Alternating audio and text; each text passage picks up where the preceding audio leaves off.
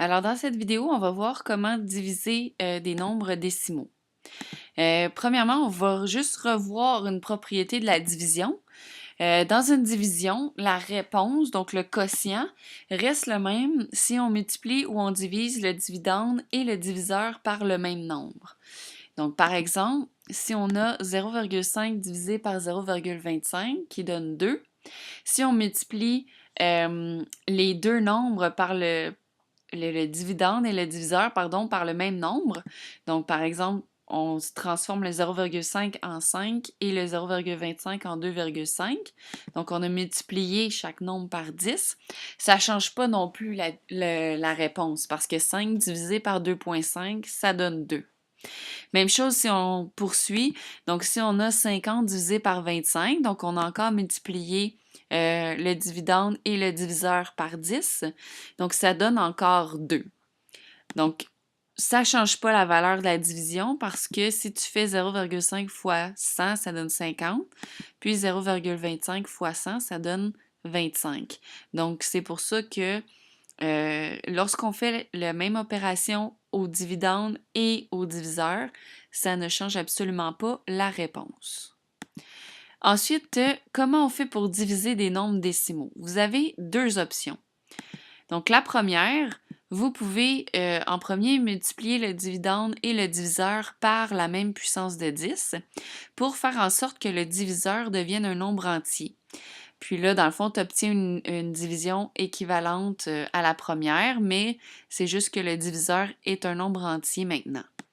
Par exemple, si on a 8,58 divisé par 2,3 et que tu multiplies ton dividende et le diviseur par 10, on se retrouve avec 85,8 divisé par 23. Donc, ton diviseur devient un nombre entier. Donc, on a multiplié par 10. Ensuite, une fois que tu as un nombre entier comme diviseur, tu effectues la division en plaçant la virgule exactement au moment où on descend le chiffre à la position des dixièmes. Par exemple, si vous regardez, lorsqu'on divise 85,8 par 23, première chose que vous devez faire, c'est combien de fois 23 entre dans 85, qui rentre 3 fois, qui donne 69. Et il reste 16. Maintenant, vous voyez, 23 entre pas dans 16. Donc, c'est à ce moment-là qu'on va mettre la virgule, comme la flèche l'indique, et on va descendre le dixième, donc le chiffre 8, pour faire 168. Et là, après ça, les nombres qui viennent après, donc on a 7, 3, etc. Et on va arrondir en fait notre réponse au centième près.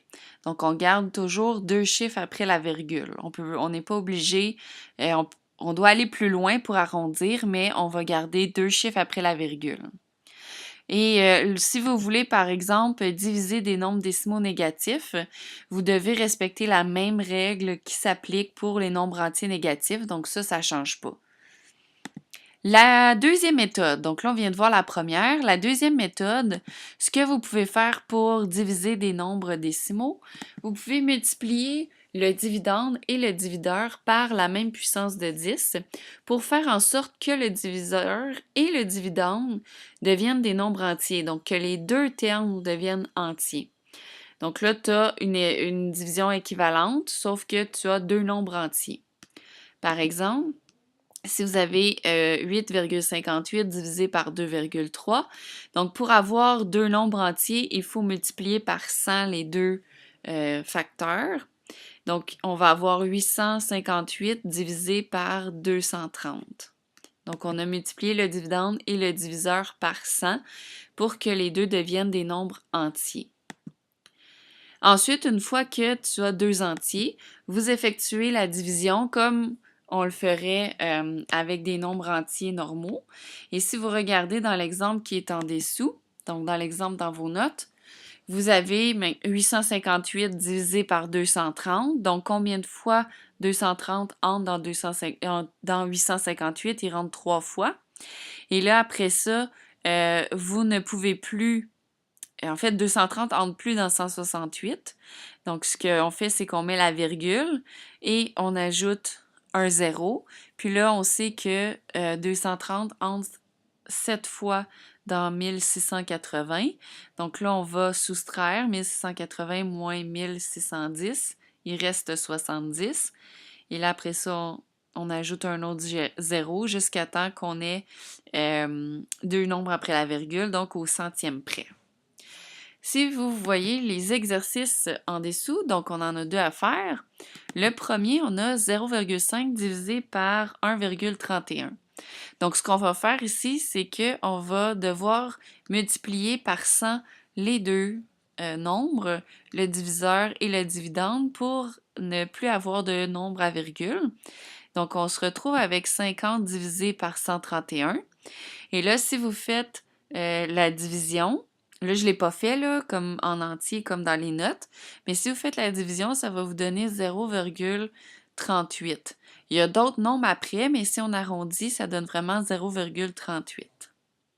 On fait la même chose avec le deuxième exemple. Donc, on a 13,5 divisé par 3,55. Et là, on va devoir encore une fois multiplier par 100 les deux nombres pour avoir des nombres entiers. Donc, 1350 divisé par 355.